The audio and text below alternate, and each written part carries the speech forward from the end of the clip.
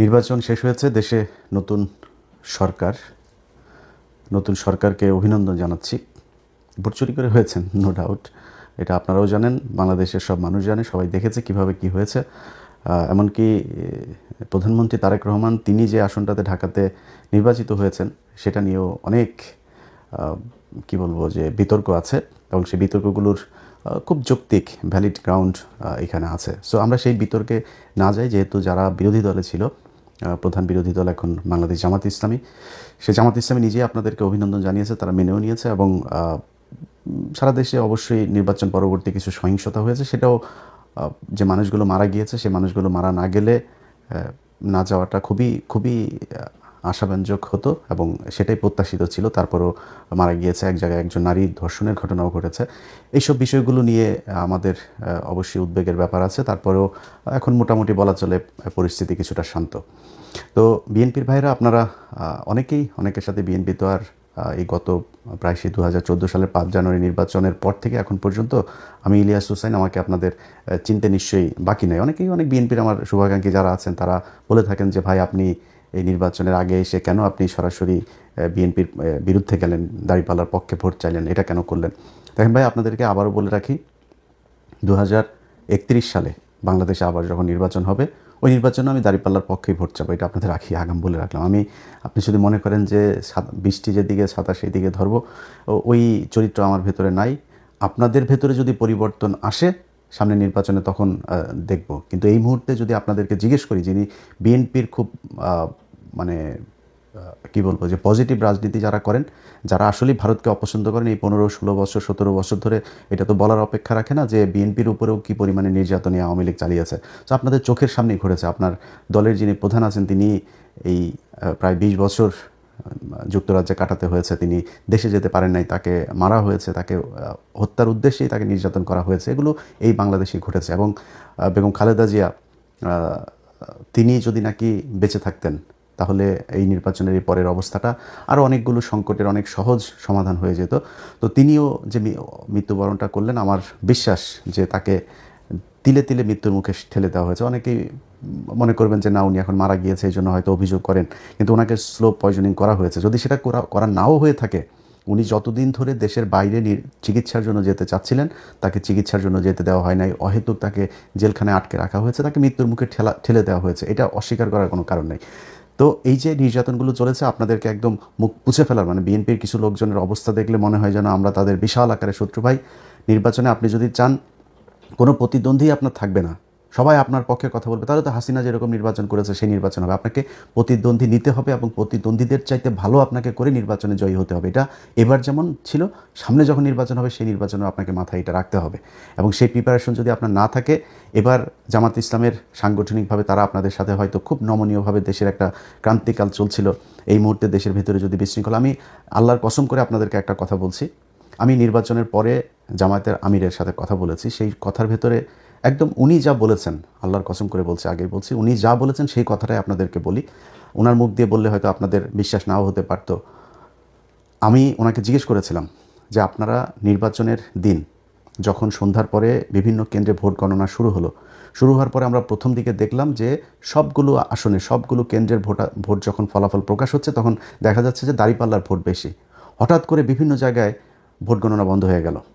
প্রথমে নির্বাচন কমিশনের যে ওয়েবসাইট, সেখানে দেখাচ্ছিল একদম প্রথম পরপর 5টা দাঁড়িপাল্লার, একটা ছিল ধানের শীষের। তো সম্ভবত টাঙ্গাইল 5 বা কোনো একটা আসনের ফলাফল দেখাচ্ছিল যে ধানের শীষের, আর সবগুলো দাঁড়িপাল্লার। এখন এই সময় এসে নির্বাচনের ফলাফল ঘোষণা করা বন্ধ হয়ে গেল।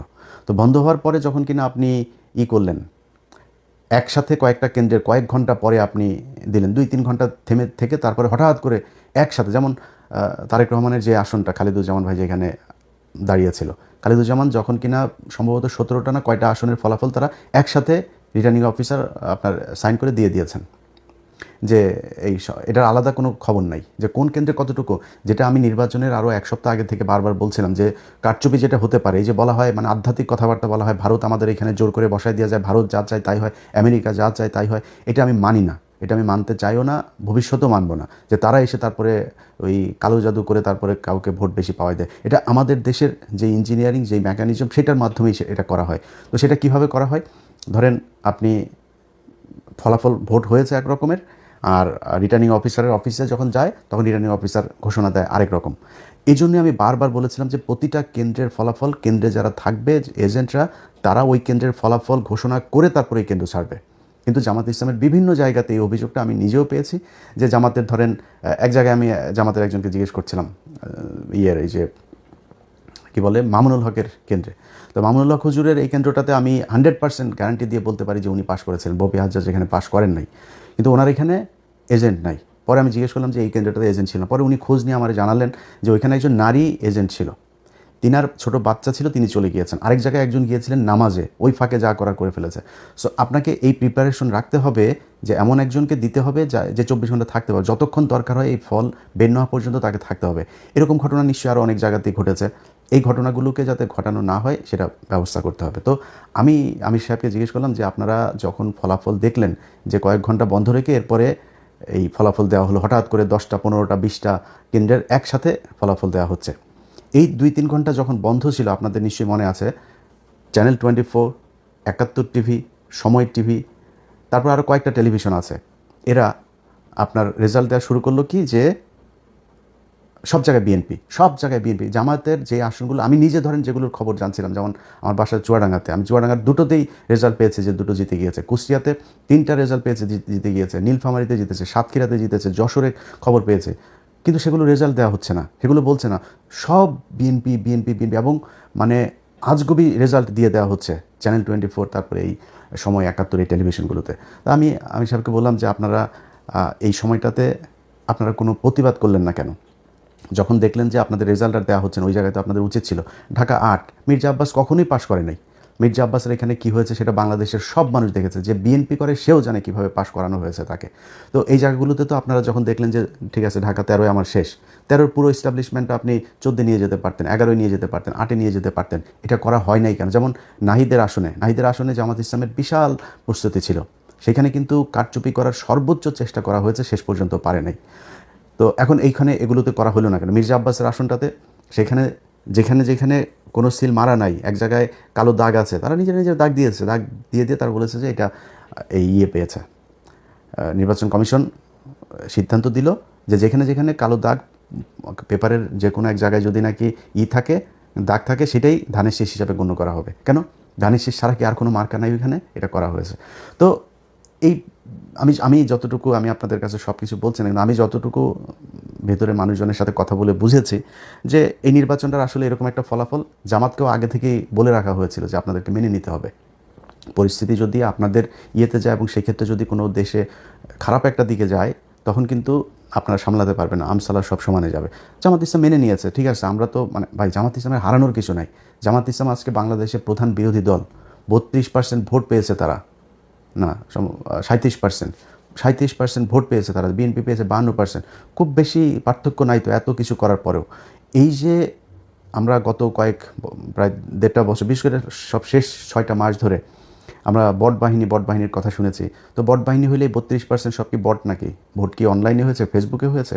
ভোট তো সরাসরি হয়েছে। তাহলে এই যে 37% ভোটটা পেল জামাত ইসলাম, তাহলে এই ভোট কোত্থেকে আসলো?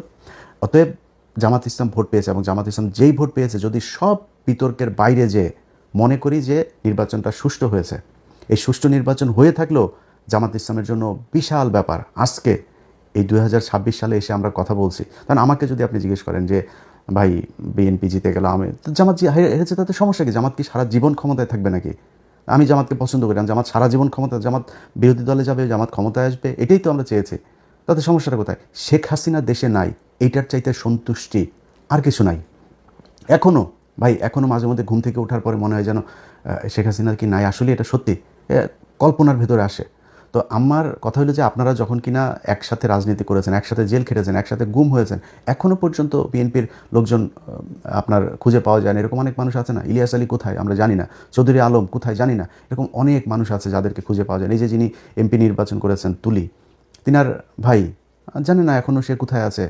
এই যে গুমগুলো হয়েছে, খুনগুলো হয়েছে, খিলগাঁয়ের জনি, তার বুকের মধ্যে 10টা না 12টা গুলি করা হয়েছে, মৃত্যুর পরেও তার বুকে গুলি করা হয়েছে। এগুলো কি ভাই অনেক দিন আগের কথা নাকি? মাত্র এই 2-3 বছর আগের মধ্যে এর মধ্যেই সব কিছু ঘটেছে।